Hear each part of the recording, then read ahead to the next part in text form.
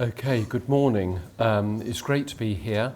I've been practicing for probably longer than is good for you, but I'm still very much enjoying it and very passionate about the subject that we are all going to be sharing today.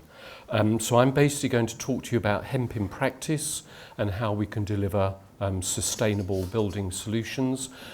I think what we need to be aware of is the context in which we're living at the present time. It's being referred to as the Green Revolution, and the best way to define that is that you go pre-oil revolution, you go pre-industrial age revolution, and then you take 21st technology and go pre-oil, pre-industrial, marry those two, and that's what Green Revolution simplistically is all about. So what you're going to find is what we're talking about is ignoring the legacy of all of the oil byproducts, which we all know are so detrimental to the environment and to our health. And we're going right back to a particular material which has been with us since the beginning. So I'm basically going to be talking about how we're building cannabis. But don't get too excited because we're not talking about cannabis indica, which is the one that is gets you excited. We're actually talking about industrial hemp, which is cannabis sativa. And I'm very sorry, but even if you see it growing, even if you take a massive piece, you get no narcotic benefit from it whatsoever. But this is an extraordinary plant which has been around. The Chinese have used it in fabric going back 5,000 years. So this is not a new material that we're talking about. The plant itself is the second fastest growing plant on the planet after bamboo. You put it in the ground in April, and in 14 weeks it has grown 14 feet. Basically, because of that rapid growth, there's an enormous taproot, and to get, as you all know from your school biology, with photosynthesis, to get the water up the stem to enable photosynthesis to take place, the stem has this amazing cellular structure to support this 14-foot plant. And that is quite exceptional when you put it under a microscope. There's no cellular structure like it, but that basically is what gives the shiv, which is the stem of the hemp, the thermal properties and qualities that we're all going to be exploring. So this is what it looks like when you harvest. Farmers love it because we'll hear you don't need to fertilize the soil or nitrogenate the soil or do anything beforehand. You just put the seed in the soil. 14 weeks later you harvest it. So this is it being harvested. It's left on the ground to dry, and then basically what you do is you take it and you separate the fiber from the woody shiv. You can also grow it for its seed, which is an interesting byproduct. So hemp oil you can buy it in your supermarkets. Hemp oil is available, and you actually get 23 times the amount of omega-3 in hemp oil as you do as extra virgin olive oil. So you'll find a lot of chefs now are using hemp oil. But we're going to be concentrating on the shiv. But the other thing that's of interest is the fibre has been used for generations for parchment. And here you can see King James Bible and the Declaration of Independence were all produced on hemp fibre.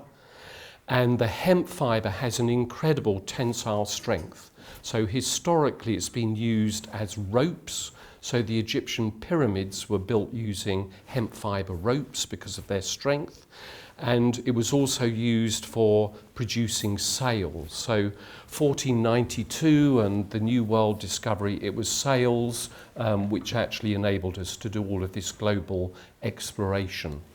In the reign of Elizabeth I, if you were a major landowner, 20% of your land had to be given over to the growing of hemp, otherwise you got fined. And the reason for that was the Navy needed it basically for ropes and sails, which is how we defeated the Spanish Armada. And hemp rope is still used today because it outperforms a lot of the modern polymers and so on, as well as being natural. Now, what you may not also be aware of is the way in which hemp fibre gets used in all sorts of day-to-day products. So if you're a BMW owner, every time you close your door, you're pulling a hemp fibre door liner panel, which possibly could be English-grown hemp. What's interesting is it's not the first use of hemp in the motor industry. Henry Ford, when he first brought out his Model T, the body shell was out of hemp fibre and it was driven on hemp biofuel. What was interesting was that with the steel industry in the States and also with the discovery of nylon, DuPont and the steel industry managed to influence the American government to ban the production of hemp because that was the best way that they could wipe out the competition. So in 1937, there was the Marijuana Act, which is still live today, and Barack Obama was going to release it, and I think you can now grow hemp in the States, but to actually process it, it has to go to Canada. So there's quite an interesting political history to the success and the contentiousness of this amazing material. Hydroponics is something which is all being talked about now, how we can increase our agricultural yield and self-sufficiency, particularly in the vagaries of the climate in which we live. So if you buy cress or watercress from the supermarket, the growing medium at the bottom is hemp fibre. You'll also be aware that hemp has been used for fabric, so your hemp bags. You can now get hemp clothing, not cheap, I hasten to add, but there are various firms now who manufacture hemp garments, and the key thing with the hemp fibre is because it's actually not a solid fibre, it's got a core to it, it's very good in the way in which it dampens the temperature difference, so hot weather, cool weather, it will still give you a good ambient temperature. Every time you go on the Dockland Light Railway, every time the train stops, you may not be aware it's not only driverless, but the brake pads are hemp fibre. So it is quite an extraordinary material with a whole range of different product uses. But interestingly, whilst the fibre can also be used in buildings as an insulation, which you can see here as an alternative to other natural insulation materials like wool, for example. What we're actually interested in is the woody shiv, which is the stem. Now, until recently, the porous and absorbent nature of the shiv, because of the cellular structure, was only recognised as suitable, ideal bedding for horses. So you will find hemp fibre bedding is used in stables universally because of the way in which it soaks up all of the urine and so on and can be then easily composted and disposed of. The one thing which I forgot to say right at the beginning is hemp is the most virtuous of materials because apart from sowing it in the ground, the taproot, which I didn't explain, that actually self-nitrogenates the soil, which means when the farmer then puts his winter wheat crop in the same soil in August or September, his yield increases by about 3 to 5% because of the nitrogenation of the soil from the taproots. But the other key thing is that the hemp fibre, once you've actually used it, whether it's in a building or whether it's in this sort of application, you can actually crush your building, you can scatter it on the field, and you can sow your hemp seed. So it is literally cradle to cradle. It is the most extraordinary, virtuous building material in that regard. So it's not just cradle to grave, it's cradle to cradle, and you can just keep going with your hemp products. Now the key thing is, as is often the case, we're a bit behind the times in the UK. So there were a lot of hemp buildings going up in Europe before we started to look at this just over 20 years ago in the UK. So all of these buildings here, this was the state of them in 1996. Those photographs were taken. So you can see some quite significant structures actually using lime hemp in an actual building context on continental Europe. Here in the UK, interestingly, the way in which we managed to initiate the birth of lime hemp was with a couple of experimental houses in Haverhill, so not a million miles away from here. And these were done just over 20 years ago. And hemp was not a recognised building material, but we knew that it was being used in Europe. So these two experimental houses, there was a pair, it's a terrace of 4. There were 2 that were built totally compliant to building regulations. So traditional brick, cavity, insulated, all of the typical building regulation requirements, totally compliant building reg houses. And next door were built 2 completely non-compliant hemp houses, exactly the same design, same windows and opening. And that was the timber frame and the construction. But what's interesting is what it said on paper, which was that the building reg houses should outperform the hemp. When you do thermal imaging, which is being used a lot now to appraise building efficiency, you can see that the traditionally built ones at the top are scarlet and leak like a sieve, although they're totally compliant with all of their U values and tick all of the statutory requirements for thermal efficiency. And the ones at the bottom are the non-compliant hemp houses, and you can see how blue they are and therefore how little of the heat that's being generated inside is being lost externally.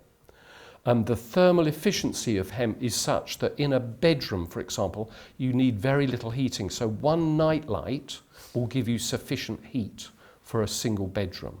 So what you'll find is these other projects we'll come on to where the M&E engineer has completely overspecified what the heating element needs to be to keep a hemp house to the appropriate temperature. Now, my initiation with hemp came about because of Simon Loftus, who was chair of Adnams Brewery over at Southwold.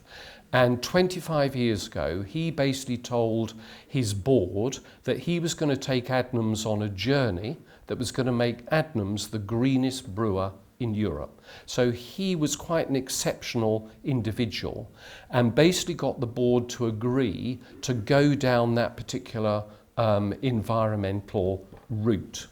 The key thing that we were appointed to work on was their new distribution centre, because their original distribution centre was a conventional brick and steel frame shed in the middle of Southwold. There was all sorts of congestion with brewery drays and articulated lorries, and they needed to expand their brewery. And in redoing the brewery, they needed somewhere to bring in all of their new brewing equipment to then install it in their brewery. So the intention was to relocate their distribution centre into a disused quarry just up the road at Raiden.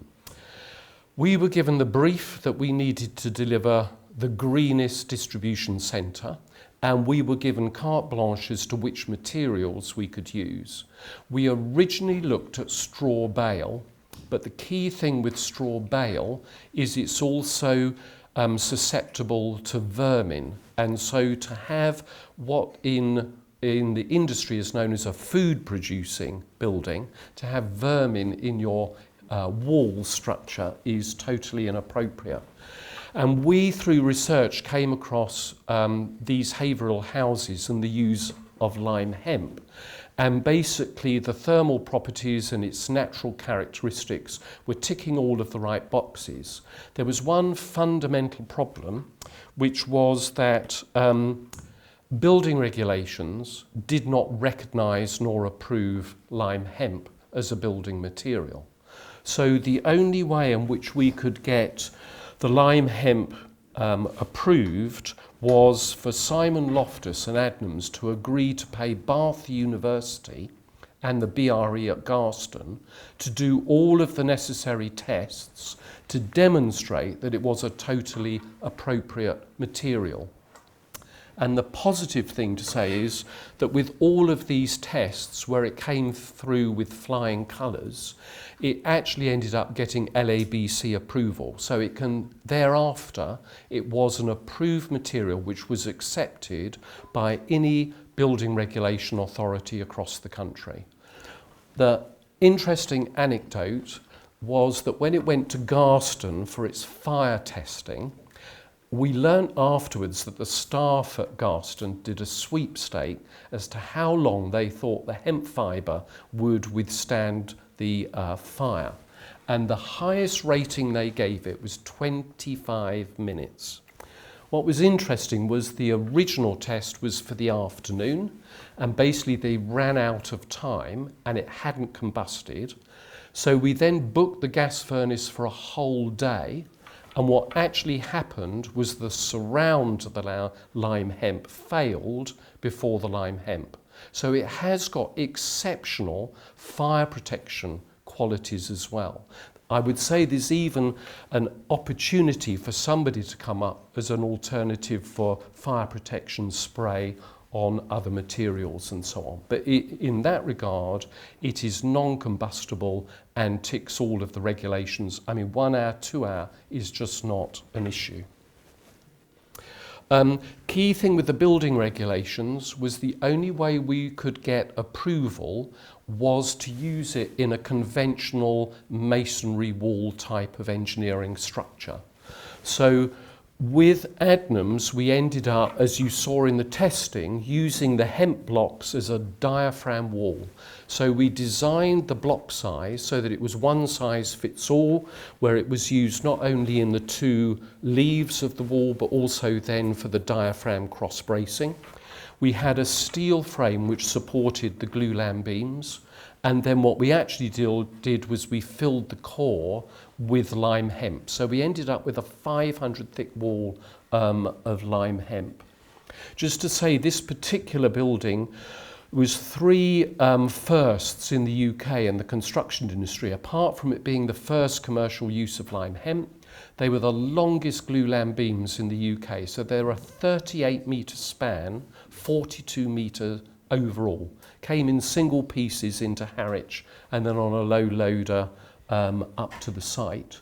And it was the biggest sedum roof in the UK. Des res for skylarks, as well as all of the other biodiversity with bees and rainwater attenuation.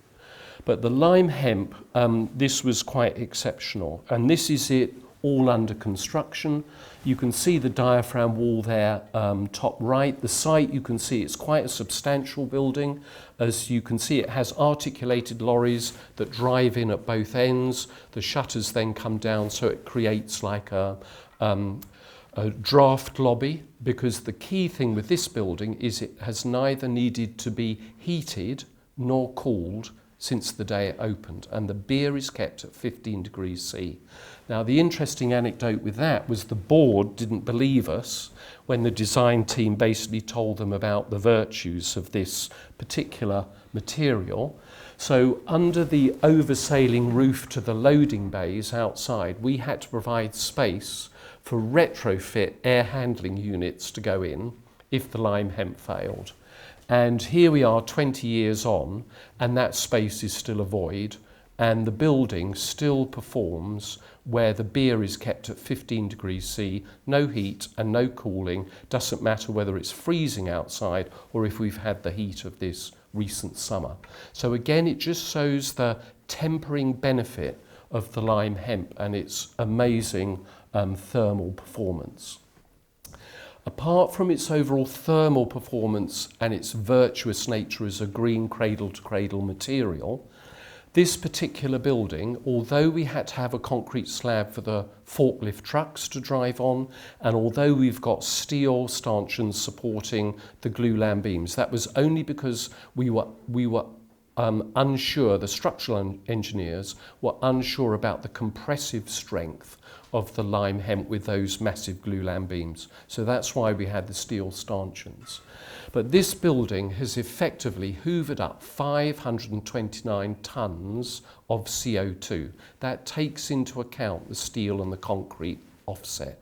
So the Other key virtue of lime hemp is because if you go back to the photosynthesis, where with sunlight it basically absorbs the carbon into the cellulose and releases oxygen into the atmosphere, the carbon trapping of that CO2, of the carbon through photosynthesis into your hemp fibre is what then gets embedded in the material. So you're actually doing a carbon capture, which then helps to offset what you then may be needing to do with other materials with your projects.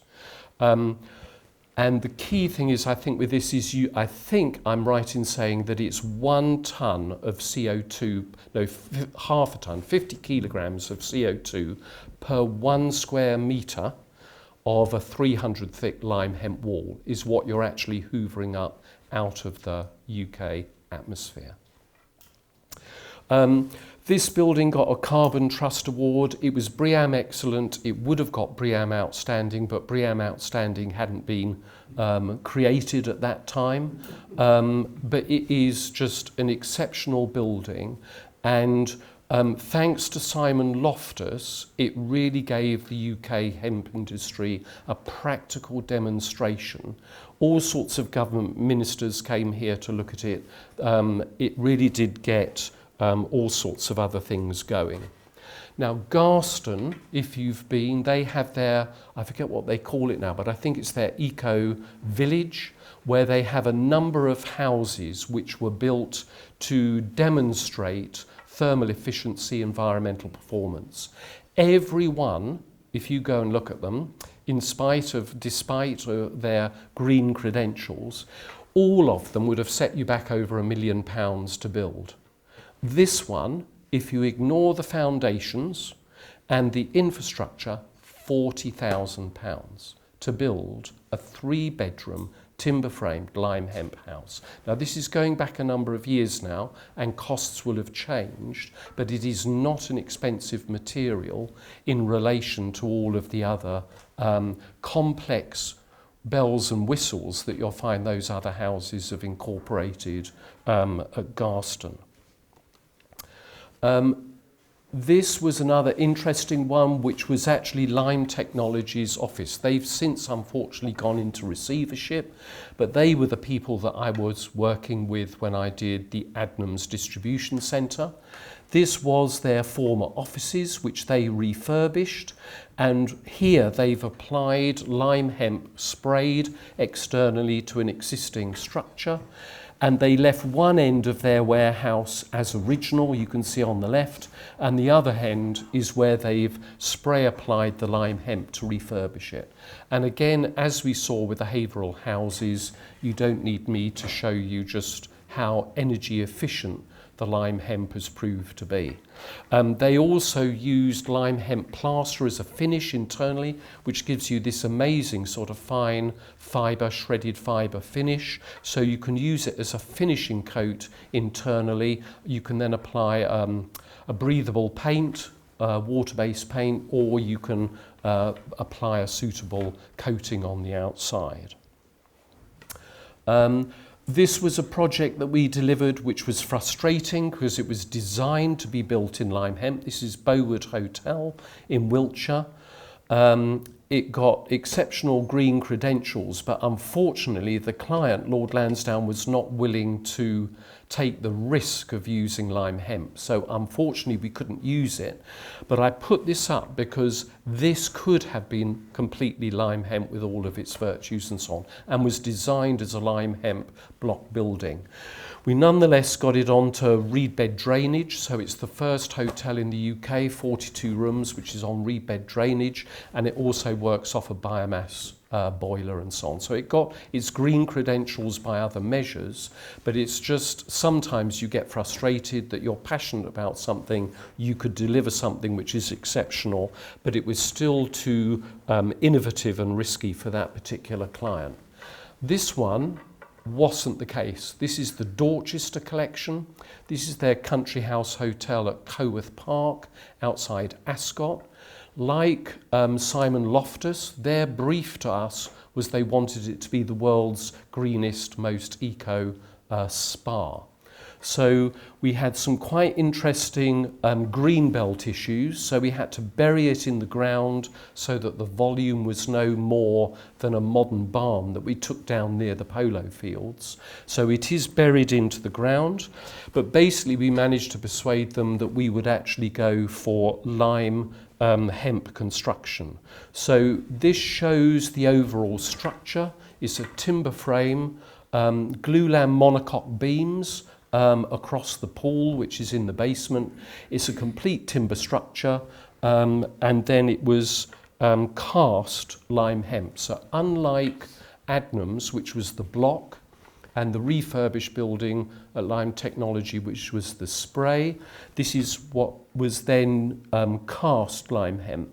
And what we used here was a multi-pro silicate, white silicate-free magnesium board as the inner shuttering, and then it was basically temporary shuttering on the outside, and it was cast round the timber frame.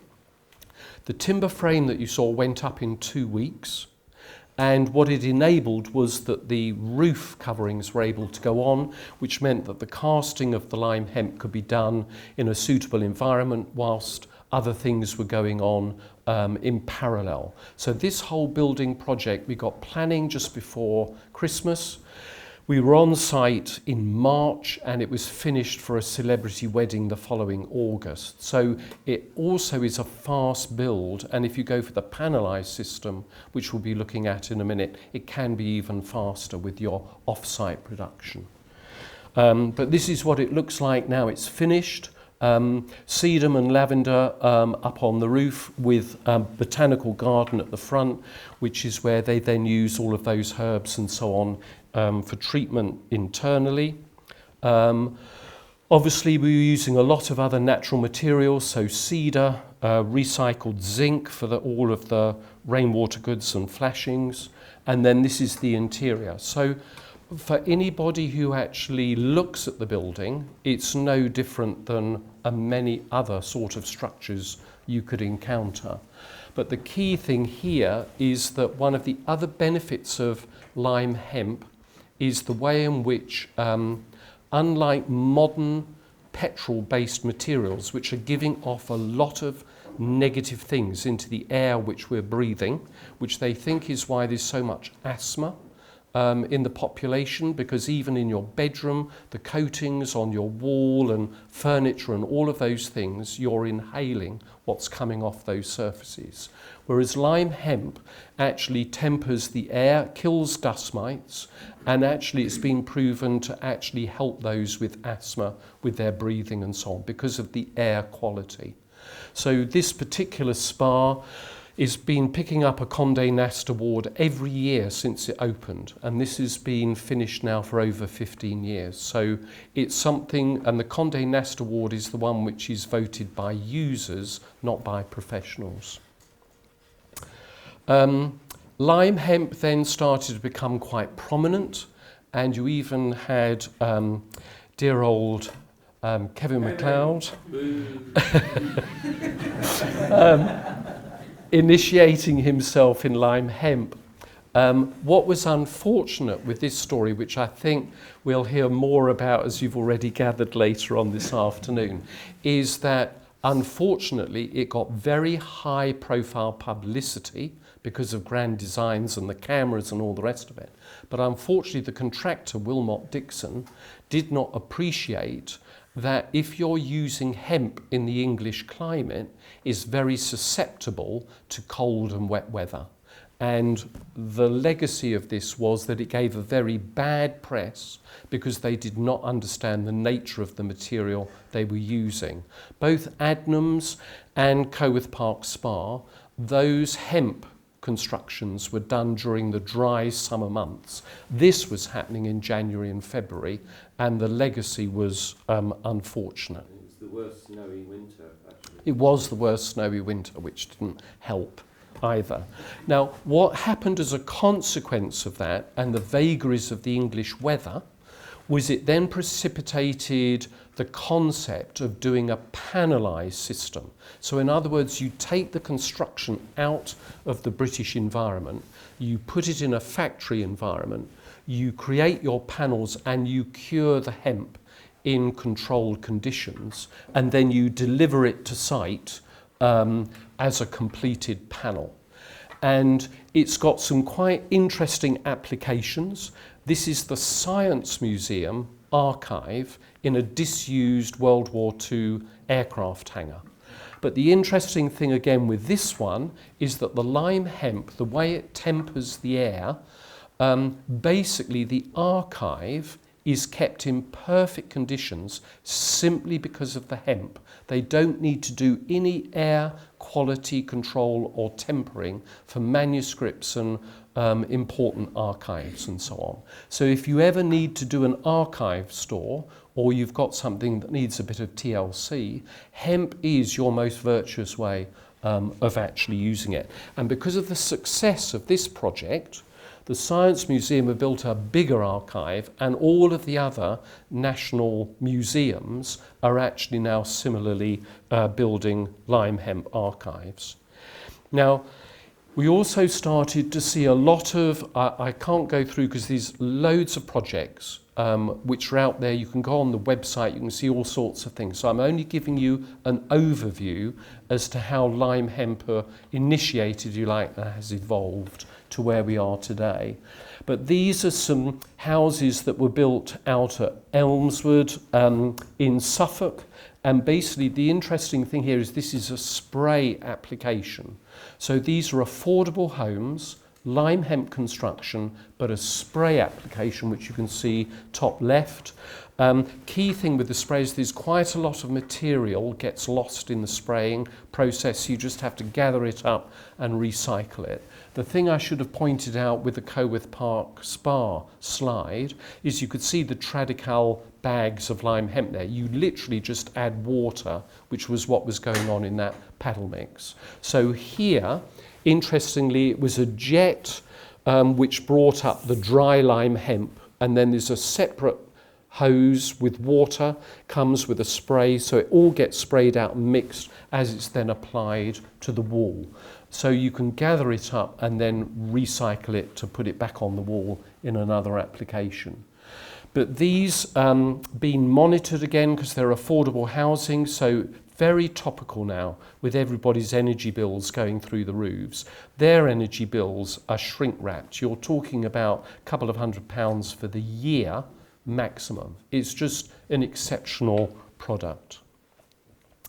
This shows you the scale that you can go to. So this is M&S, their store up at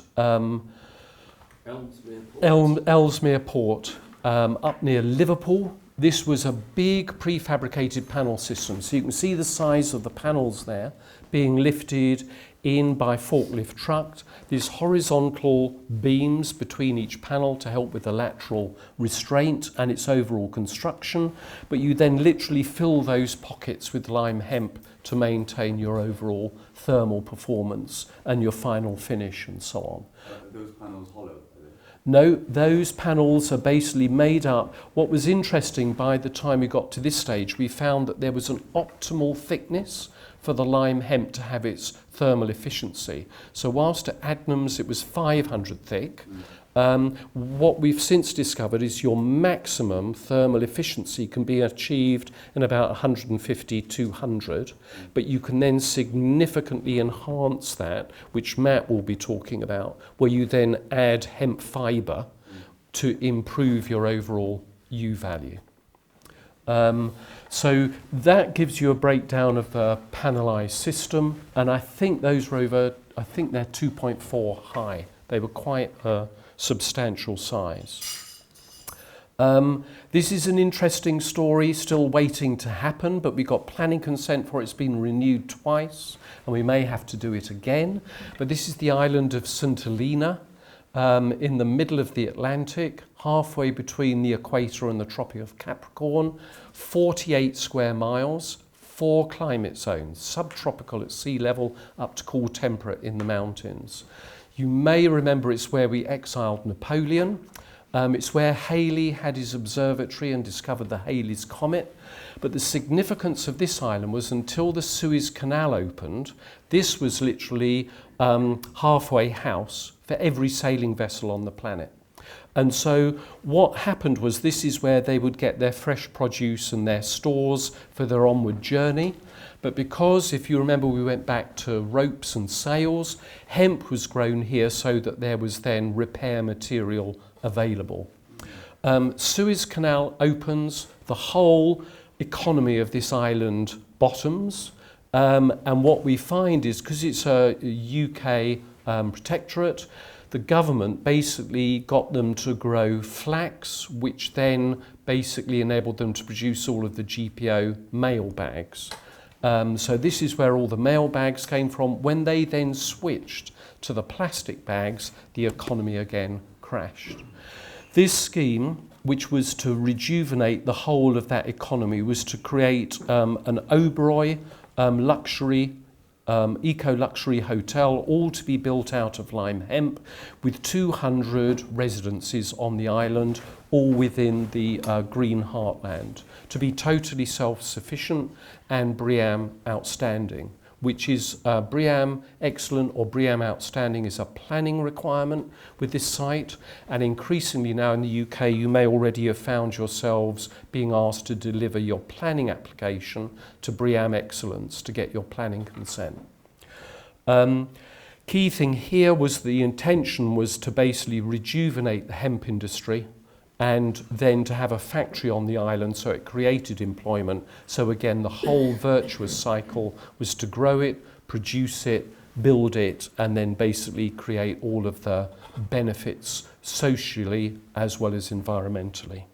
The airport got built, but got built in the wrong place. You've probably read the scandal about that. We, the taxpayers, paid for it. So there's still no international air connection, which is meaningful to this island, which is what we need for this particular project to proceed. But watch this space, the client's still intending to do it.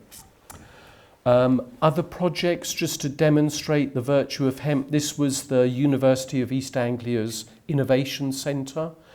We managed to get the U value down on this one to 0.09 with the lime hemp. Now this is with a composite construction, but it was still 500 overall, but not solid hemp as we saw at Adnams with a diaphragm wall.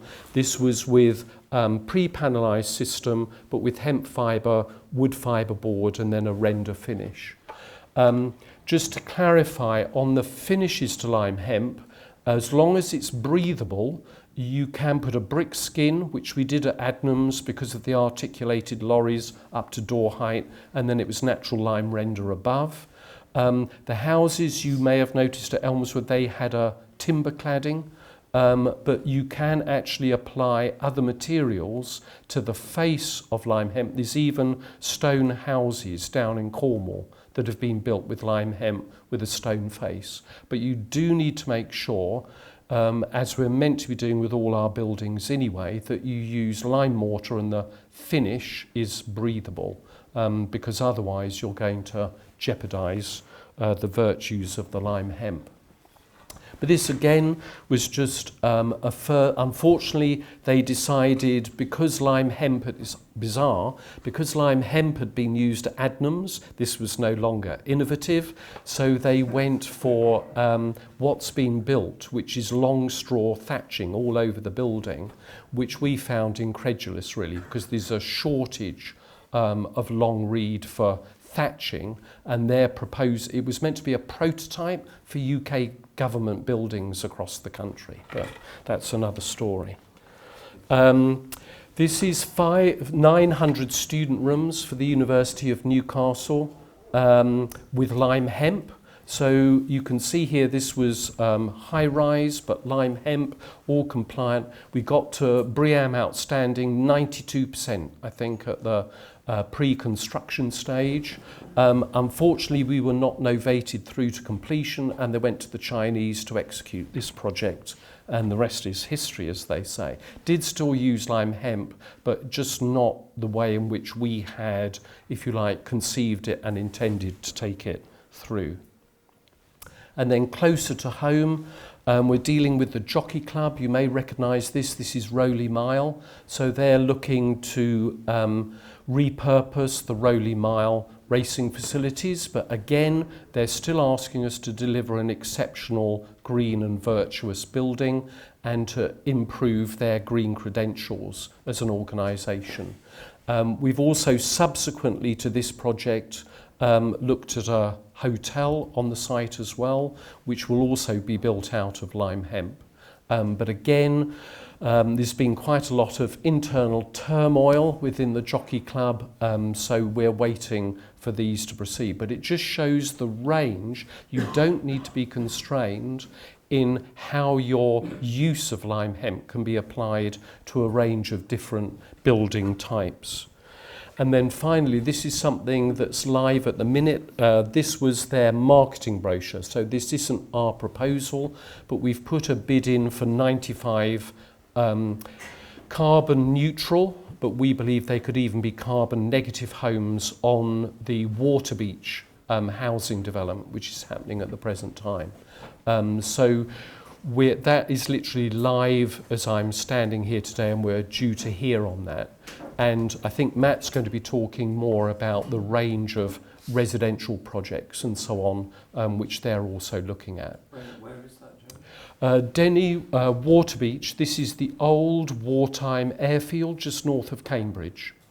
So it's just off the A11 as you leave Cambridge, just before you get to Denny Abbey, which is English heritage. But it's a massive new housing development to meet the latent demand in the Cambridge situation at the present time. But anyway, I hope that gives you a good introduction and overview. It's a fantastic material, but you do need to treat it with respect. You'll learn about that later on this afternoon. But if you use it appropriately, it is the most virtuous of building materials. And we found we could actually deliver a carbon negative building, not just a zero carbon. So the potential of this in what you can create is absolutely phenomenal. And I think it's just waiting for it to be mainstream, but we need to overcome all of these unfortunate applications which give it such a bad press. Thank you very much.